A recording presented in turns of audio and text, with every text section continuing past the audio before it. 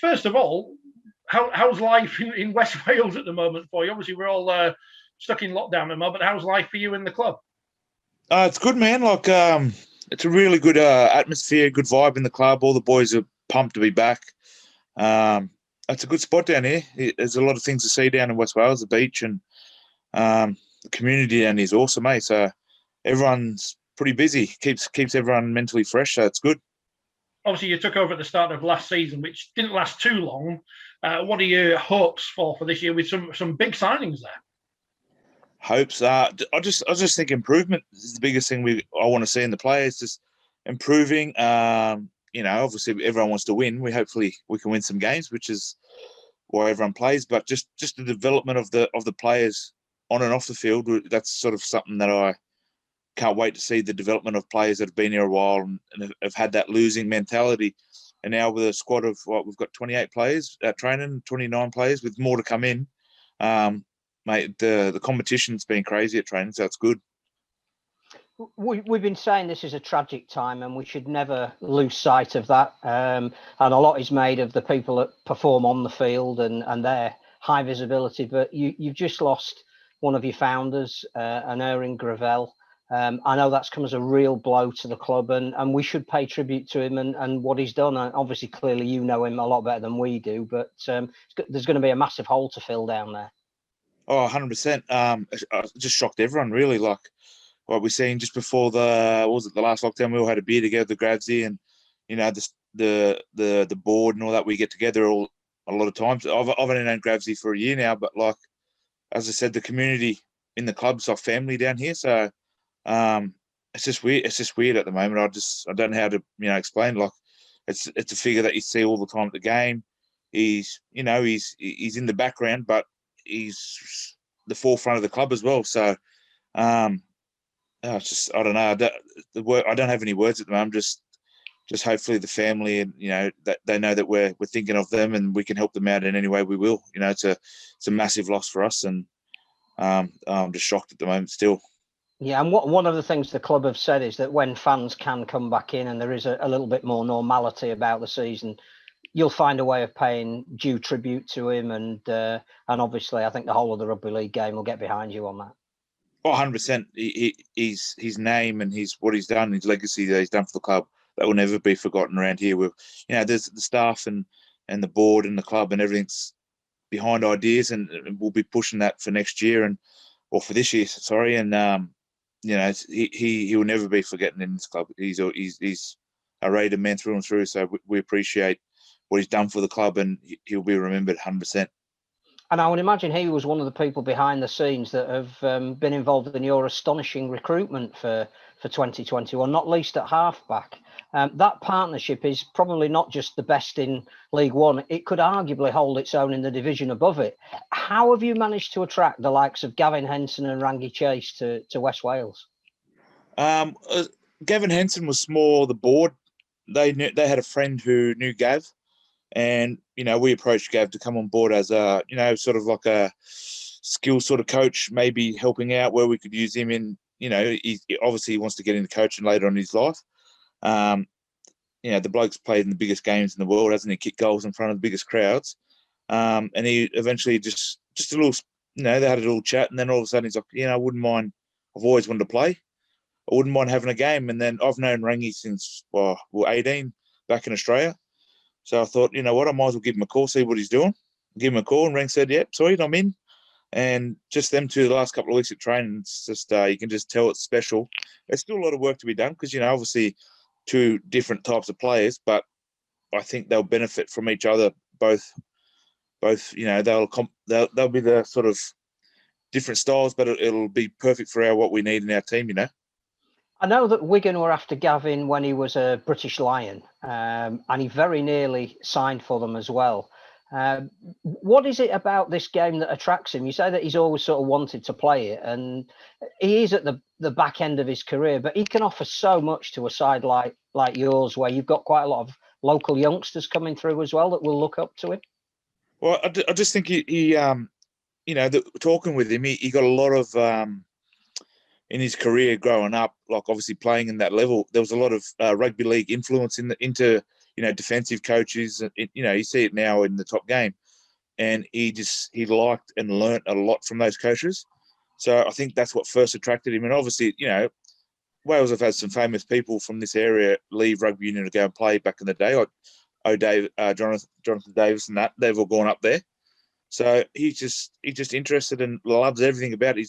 He's an ultimate professional, I annoy him a lot by messaging him all the time, trying to pick his brain as well. So he loves it. And, people say back in their career, I'll tell you what, he doesn't look like that.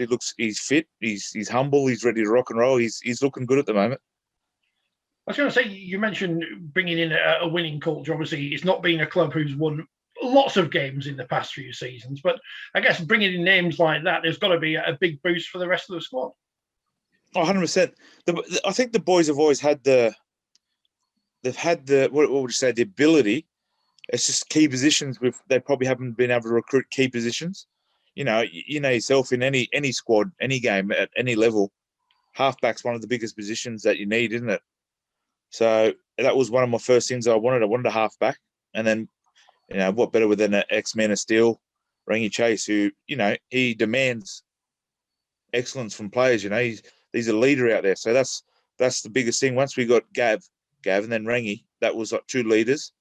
And up front we've got Morgan Evans, who's been around a while, who's fit, strong, workhorse. So Joe Burke's come on board. It's exciting times, and the recruitment not finished for this year, but obviously we're building for next year at the same time. Do you think that the game as a whole is doing enough to harness the Welsh talent that there clearly is? Because it's one thing to look at these great names that will grab the headlines, but we all know the story of Regan Grace, age 13, never come across rugby league, suddenly gets picked up, plays in a Welsh development team, goes to St Helens, and now is arguably one of the best wingers that we've got. And you must have some other talent that you've identified around the West Wales area. But does the game do enough to promote that and bring it on and give it enough opportunity? Yes and no, because I've been to a couple of the college games up in, I don't know how to pronounce it up there, but there's a lot of young kids. They've all signed to go up north in the academy system and all that sort of stuff. It's a tough job down this way because you've got the Scarlets, you've got the Dragons, you've got Cardiff Blues. It's a very rugby union orientated sort of area.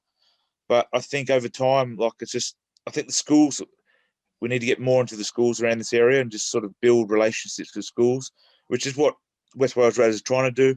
We're trying to, I think we've got to plan the next couple of years to get an academy sort of team going, a women's team. This year we had an addition of the wheelchair team. I think it's a tough way to get it around in Wales, but I think over time you'll see it just gradually get bigger and bigger. It's a slow process down here, but it's everyone's working hard behind the scenes. I think the other thing that perhaps we don't appreciate enough is that you also own your own facility, which means that income generation is totally under your control, and that makes you arguably one of the richer clubs in the division that you play in, if you can start attracting the right sort of players and crowds to go with it. How important is that you've actually got the most secure base to work from? It's good. It's safe. It keeps everyone in a job. But at the end of the day, you don't want to be a club that goes all out one year and then the next year they've got no money. We see it as a financial. The financial backing behind the club. People, the players, the supporters, they all come back to the club. We have a club on the ground. We've got a lot of off-field businesses that keep, our club running.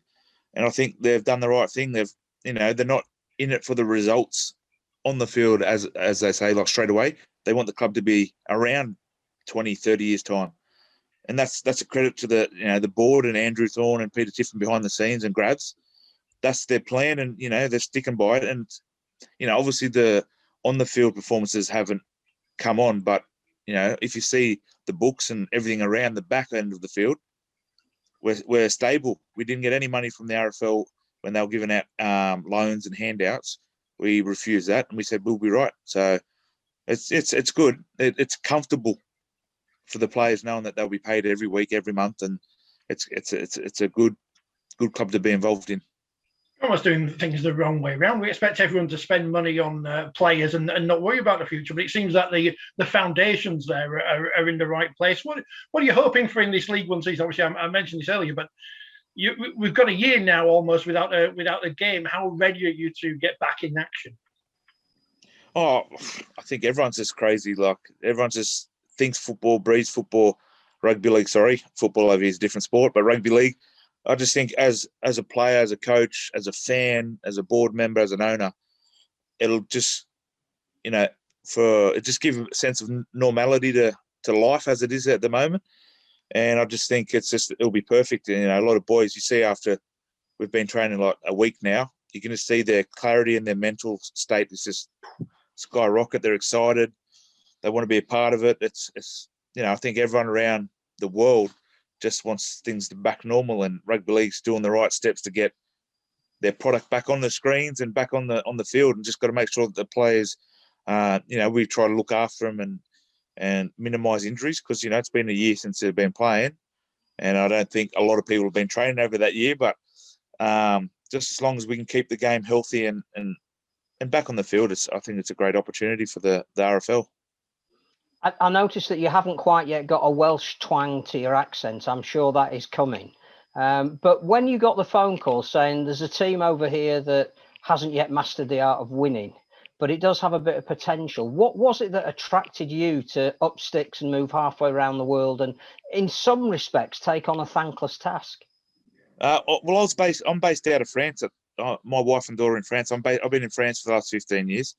I was coaching the academy side there in Toulouse, and finished up there. And I've seen it, and I was like, didn't really know where West Wales was, to be honest. I thought it was up north somewhere. I didn't know where it was. And then just because I always talk to my father about things, and so there's an opportunity there. And he said, "Oh yeah, what have they done?" I said, "Well, they've won one game in 2 years." And he said, "Well, you can't do any worse than the other coaches." But then obviously, once you sit down and have a serious chat about the board with Andrew Thorne and Peter Tiffin about what they wanted from a club, I thought and they thought I was the right fit, and I could bring players in, and it's exciting. Like it's a challenge, and if you're not in it for a challenge, you shouldn't be coaching or even playing. You always want to get the best out of players and the best out of yourself. So, I'm a young coach and I'm still learning, so it's a good place to learn. Last one from me. West Wales used to be the South Wales Scorpions. One of their former players, Gerwyn Price, just gone on to be the world darts champion. Is there any other players in the squad there at West Wales at the moment who we should be thinking potentially in the future could be a world champion in snooker darts, something other than rugby league? Any other secret talents in that squad?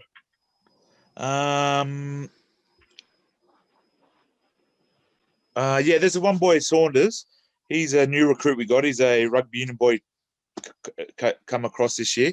He actually plays darts, or he did. He was I don't know what league they're in, but he was real high up in the darts. He's pretty handy. Rangi Chase, pretty good at ping pong as well. He might be an undercover ping pong champion. So all the boys have got their own little traits, and there's a couple of funny boys in the team as well. So they support the boys here supported Price in the darts. So we all watched, loved it. So it's good. The community down here, anyone that comes from this area, it's very they're very passionate about the people in this area, and it's great. It's a great environment. I'm sure when crowds are back, he'll be down kicking a game off for you and be treated like royalty. But I guess just finally, it's going to be a really tough division this year. There's only 10 teams in it, and 3 or 4 of them were prepared to go up if necessary and put bids in to be championship clubs. So they've got more to prove, if you like. What's a realistic finishing position for West Wales? And if this is the year to get promotion and before the next television distribution is known, can you be in and amongst the sides at the top? I don't know. It's a tough question. That it can all come. In a league like this, or in any league, you need a bit of luck. Hopefully, no injuries. If any teams get injuries this year, which can ruin your chances, can't it? Don't know. There's no pressure on us at all. Like a lot of teams say, "Oh, you've recruited all this." That could take a couple of weeks to gel in the game. You need the game time. I think the boys, if we can finish in the top 6 and get a bit of a playoff opportunity, you never know, and that's all I want. You know, once you're in that opportunity, anything can happen from there. It's a high pressure system, so it's a tough comp this year. There's a lot of good players in the League One. It's if you look at Burrow and all the teams up north, they've recruited very, very well. So, mate, we're just happy if we can win a couple of games and progress and be competitive is our main thing. We want to, you know, the teams that beat us before, we want to be closer to them every year.